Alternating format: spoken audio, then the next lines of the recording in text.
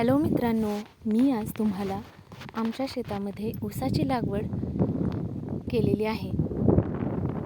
तर तुम्ही बघू शकता, कांदा आणि ऊस दोन्ही एकत्र हे पीक आहे. किती छान अशा रांगा आहेत आणि ही लागवड पद्धत आम्ही ट्रॅक्टरने केलेली आहे. तर ट्रॅक्टरने पेरलेला सुद्धा कांदा खूप फायदेशीर होऊ शकतो आणि याच्यामध्ये खर्च जास्त लागत नाही. बियाणे आपण ट्रॅक्टरच्या मदतीने जमिनीमध्ये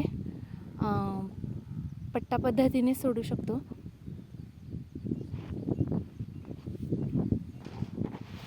एका सरीवर ऊसाची लागवड आणि एका सरीवर कांद्याची लागवड.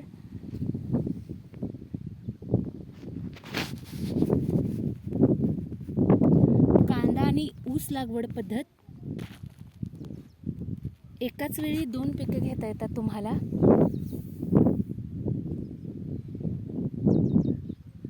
हे 3 किंवा अंदाजे 4 फूट सरी आहे.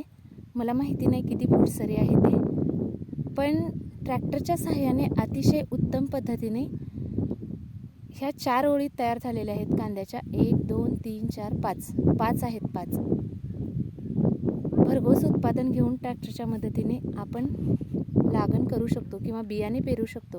थँक्यू.